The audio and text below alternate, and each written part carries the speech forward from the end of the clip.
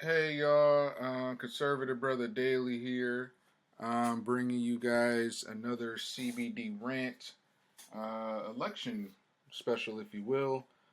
This is going to be a two-part um, section or series on the Trump debate, the Trump Biden CNN debate coming up. Believe it or not, guys, these are our choices.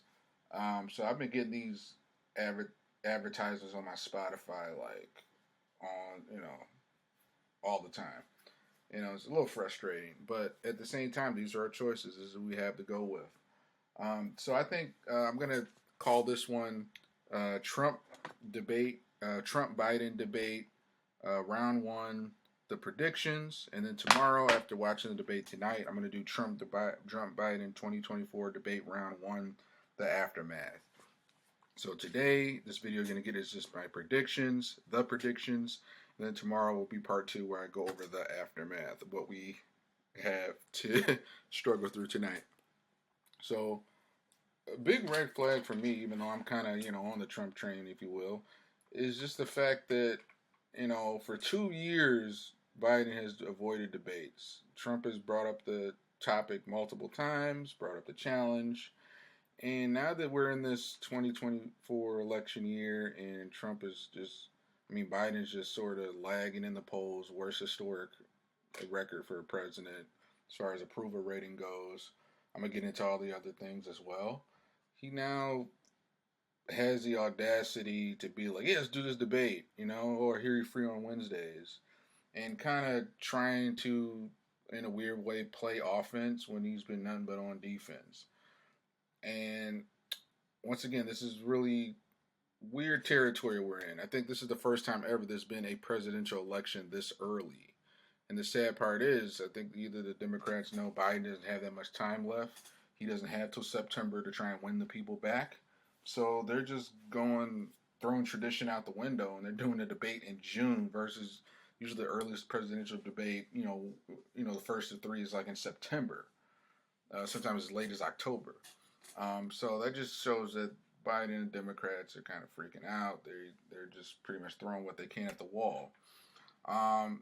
Here's where I'm kind of got a lot I got to bash Trump about is the fact that Trump and his team were so quick to just accept the terms, and this Trump being the art of the deal guy, the one that's the businessman and whatnot, for him to kind of just sort of accept those terms, his terms, that they got everything they wanted. Just how, like, with the recent House bill, more money going to Ukraine, none for the border.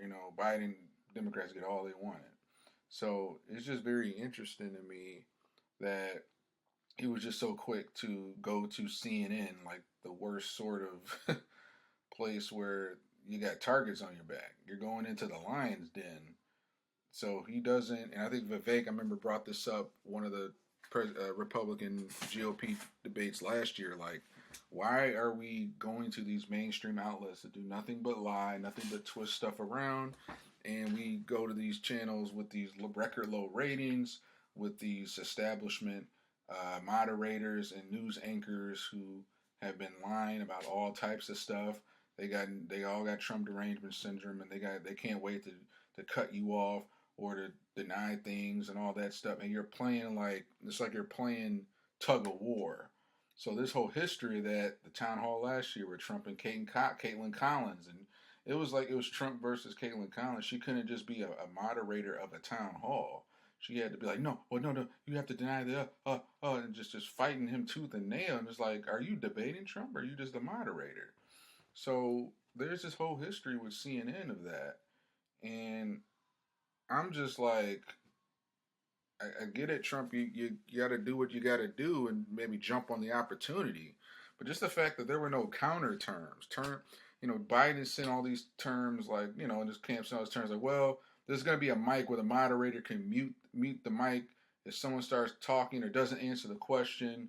Oh, there's going to be no live audience. There's a coin flip toss on what president gets to say the last words. All this sort of dystopian, really what you see in third world communist banana republic countries.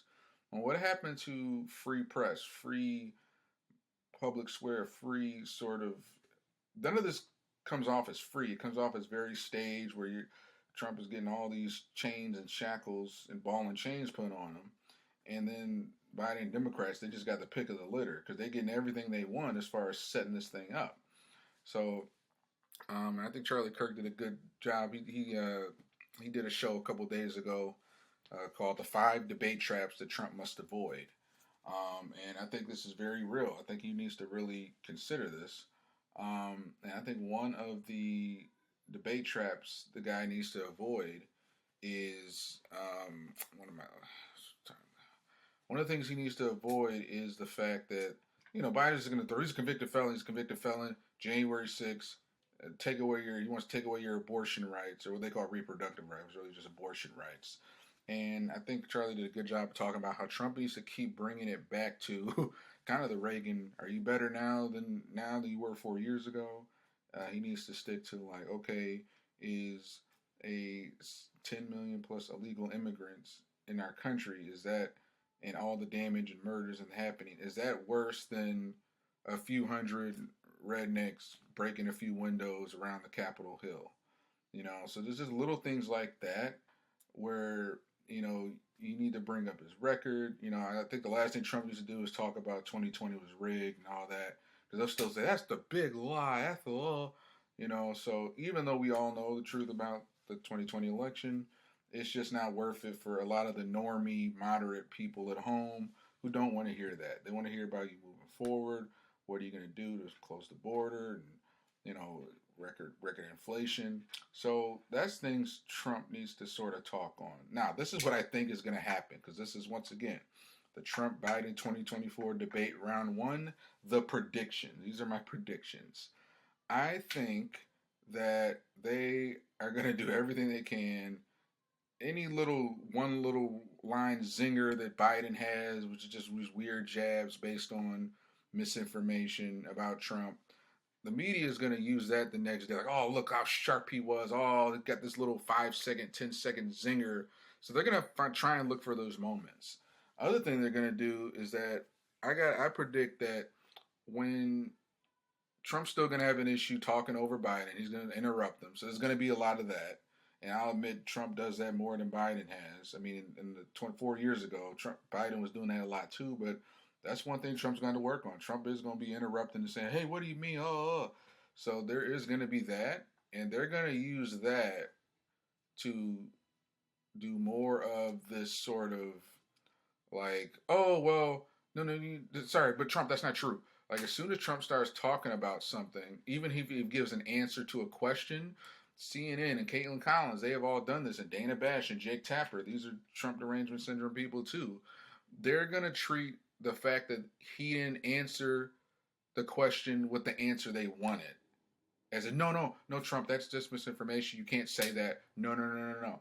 So it's not going to be that, because they mentioned in the terms like, oh, the mics will be cut off if the candidates don't answer the question.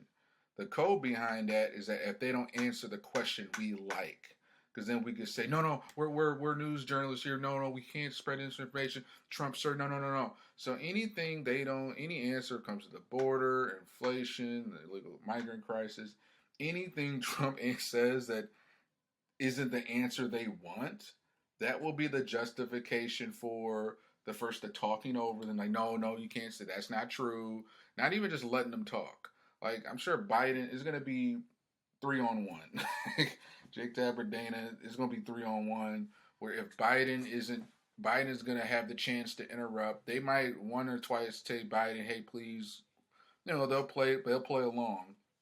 But at the end of the day, as soon as Trump starts talking about things that the media isn't talking about, other different truths, facts, they're going to go in there. No, you can't do that. Oh, no. First Biden to do it, then the moderators to do it. Then finally, when Trump is answering things, he might not even be interrupting Biden, but he's saying it, the answers that they don't want to hear. They'll either tell him to stop, that's misinformation, don't repeat those lies, or they'll just cut him off. So that's pretty much my biggest prediction, is that they're going to foam at the mouth to find any little thing. As soon as he starts saying stuff they don't like, it will be Biden cutting them off, moderators cutting them off, finally they cut his mic off. That's kind of my biggest prediction. And they just need to get enough of those zingers from Biden's gonna, and he's gonna mess up on stuff. Biden's gonna be tripping his words. Trump will probably get a few licks over him, despite being 3-on-1. But I think the media just needs enough of those sound bites where Joe has a 5-10 second zinger or something he says. So that's all they need to clip that up tomorrow morning, and all the normies who just have MSNBC, CNN in the background, and they kind of overhear. They hear a little. They read the headlines. They hear little clips. They don't do any research. They just CNN, MSNBC's their ideological parents. All they need is to hear enough of that. Like, oh wow, yeah, Joe's still sharp. Look how, oh my God, look, and it's like 5-10 second clips. So that's, I guess, my biggest prediction. I think other beefs I have is, once again, I just don't like. I'm kind of like an anarcho, sort of, I guess a revolutionary type guy. Even though I'm conservative, Brother Daly. But I will say that I don't like the fact that, how do I put this? The once again, doing the debate 5 months early is once again a red flag. The fact that this grandstand, and not only is it CNN is streaming on Max, that's a red flag on just sort of the entertainment complex of this. Is just very troubling. But I think either way, people that already feel the way they feel about Trump, it's not going to sway them. The TDS Biden voters still trying to double down on who they voted for is not going to sway them. There's going to unfortunately be those normies, I figure, in the middle. Jack Posobiec talked about this, maybe that 10 to 15%, to where they just live in a like normie world. They want to work a job, have a family, they don't pay attention to anything going on. So anything that's out of this, what they call normalcy bias, that anything is just slightly different, like, oh, well, he's a convicted felon, so they're going to do that. Oh, Biden's convicted. Biden's going to say he's a convicted felon. He's a convicted felon. He's a convicted felon. So people hear that enough, just like January 6th was an insurrection. It's a threat to our democracy. The media is very smart, left-wing media. If they program into that people enough, people will once again, he's a convicted felon. Oh, I don't know if I could vote for a convicted felon. And that's all they're going to hear. So that's just my biggest concern, and I think that once again that's why he's kind of feel like Trump's kind of walking into a trap. So I feel like Trump can also get some good clips, some good zingers with that, and then once again the right wing media will clip that up and use that. But I feel like it's going to be 3-on-1, and it's going to be really hard for him to get those in. And once again, this is just the first of 3. And I don't know if I have much else to say. I'll be tuning in tonight, and it's gonna be bad either way. It probably may be an improvement over the 2020 debates, but it's just based on where you stand already. It's not gonna really sway too much of it, anyone's opinion. Maybe the 10 to 15% of those normies. So, all right, I'll talk to you guys later. These are my predictions. If I have any more, I'll speak on them on Uncomfy Truths. Our next broadcast with Conspiracy Brother is coming up Sunday, June 30th, so look out for that. So any other thoughts I will give tomorrow, which will be the aftermath after watching the debate, and then we'll have additional thoughts on the Sunday long show of Uncomfy Truths. So I will talk to you guys then, and see ya. Stay awake, not woke. Bye.